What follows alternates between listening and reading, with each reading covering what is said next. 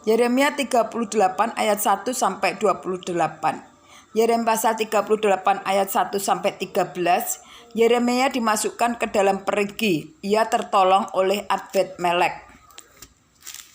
Tetapi Sefaka bin Matan, Gedalia bin Pasyur, Yukal bin Selemnya, dan Pasur bin Malkia mendengar perkataan yang tidak henti-henti diucapkan oleh Yeremia kepada segenap orang banyak itu.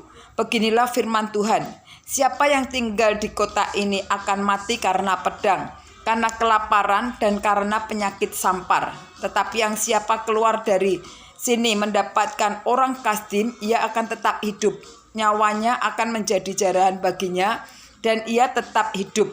Beginilah firman Tuhan, kota ini akan pasti diserahkan ke dalam tangan tentara Raja Babel yang akan merebutnya.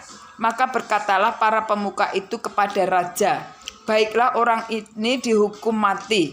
Sebab sebenarnya dengan mengatakan hal seperti itu, maka ia akan melemahkan semangat prajurit-prajurit yang masih tinggal di kota ini dan semangat segenap rakyat.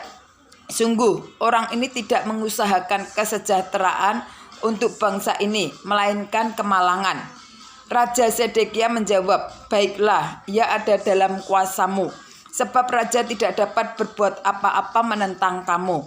Maka mereka mengambil Yeremia dan memasukkannya ke dalam perigi milik Pangeran Malkia yang ada di pelataran penjagaan itu.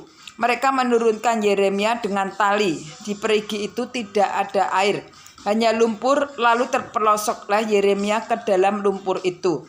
Tetapi ketika didengar Ebed-Melek orang Etiopia itu, ia seorang sida-sida yang tinggal di istana raja, bahwa Yeremia telah dimasukkan ke dalam perigi. Pada waktu itu raja sedang duduk di pinggir gerbang Benyamin.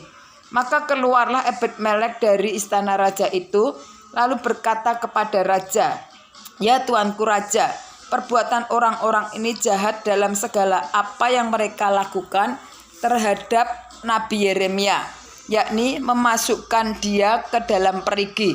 Ia akan mati kelaparan di tempat itu sebab tidak ada lagi roti di kota. Lalu raja memberi perintah kepada Ebed-Melek orang Etiopia itu. Katanya, bawalah 3 orang dari sini dan angkatlah Nabi Yeremia dari perigi itu sebelum ia mati. Ebed-Melek membawa orang-orang itu dan masuk ke istana raja, ke gudang pakaian di tempat perbendaharaannya. Dari sana ia mengambil pakaian yang buruk-buruk dan pakaian yang robek-robek, lalu menurunkannya dengan tali kepada Yeremia di perigi itu. Berseluruhlah Ebed-Melek orang Etiopia itu kepada Yeremia, taruhlah pakaian yang buruk-buruk dan robek-robek itu di bawah ketiakmu sebagai ganjal tali. Yeremia pun berbuat demikian. Kemudian mereka menarik dan mengangkat Yeremia dengan tali dari perigi itu. Demikiannya Yeremia tinggal di pelataran penjagaan itu. Pembicaraan terakhir dengan Raja Sedekia. Yeremia 38 ayat 14 sampai dengan 28. Raja Sedekia menyuruh orang membawa Nabi Yeremia kepadanya di pintu yang ketiga pada rumah Tuhan. Berkatalah raja kepada Yeremia, aku mau menanyakan sesuatu kepadamu, janganlah sembunyikan apa-apa kepadaku. Jawab Yeremia kepada Sedekia, apabila aku memberitahukannya kepadamu, tentulah engkau akan membunuh aku, bukan? Dan apabila aku memberi nasihat kepadamu, engkau tidak juga akan mendengarkan aku. Lalu bersumpahlah Raja Sedekia dengan diam-diam kepada Yeremia. Katanya, demi Tuhan yang hidup yang telah memberi nyawa ini kepada kita, aku tidak akan membunuh engkau dan tidak akan menyerahkan engkau ke dalam tangan orang-orang yang berusaha mencabut nyawaku itu. Sesudah itu berkatalah Yeremia kepada Sedekia, beginilah firman Tuhan, Allah semesta alam, Allah Israel. Jika engkau keluar menyerahkan diri kepada para perwira Raja Babel, maka nyawamu akan terpelihara dan kota ini tidak akan dihanguskan dengan api. Engkau dengan keluargamu akan hidup.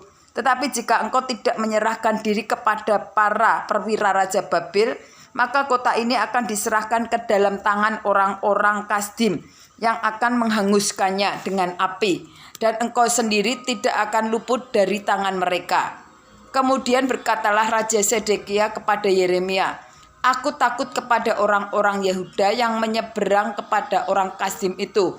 Nanti aku diserahkan ke dalam tangan mereka sehingga mereka mempermainkan aku. Yeremia menjawab, hal itu tidak akan terjadi. Dengarlah suara Tuhan dalam hal apa yang kukatakan kepadamu, maka keadaanmu akan baik dan nyawamu akan terpelihara. Tetapi jika engkau enggan menyerahkan diri, maka inilah firman yang dinyatakan Tuhan kepadaku. Sungguh, semua perempuan yang masih tinggal di istana Raja Yehuda digiring keluar ke hadapan para perwira Raja Babel sambil berseru, engkau diperdayakan, dikalahkan oleh sahabat-sahabatmu. Tetapi baru saja kakimu terperosok ke dalam lumpur, mereka sudah berpaling pulang. Semua istrimu dan anak-anakmu akan digiring keluar ke hadapan orang Kasdim itu, dan engkau sendiri tidak akan terluput dari tangan mereka. Tetapi engkau akan tertangkap oleh Raja Babel, dan kota ini akan dihanguskan dengan api. Lalu berkatalah Sedekia kepada Yeremia, janganlah ada orang yang mengetahui tentang pembicaraan ini, supaya engkau jangan mati. Apabila para pemuka mendengar bahwa aku telah berbicara dengan engkau, lalu mereka datang meminta kepadamu, beritahukanlah kepada kami apa yang telah kau katakan kepada raja dan apa yang telah dikatakan raja kepadamu. Janganlah sembunyikan kepada kami, supaya engkau jangan kami bunuh.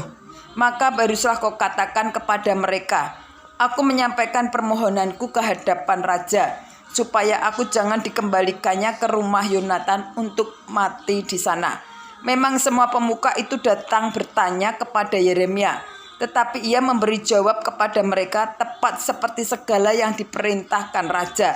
Maka mereka membiarkan dia, sebab sesuatu pun dari pembicaraan itu tidak ada yang diketahui siapapun. Demikianlah Yeremia tinggal di pelataran penjagaan itu sampai kepada hari Yerusalem direbut.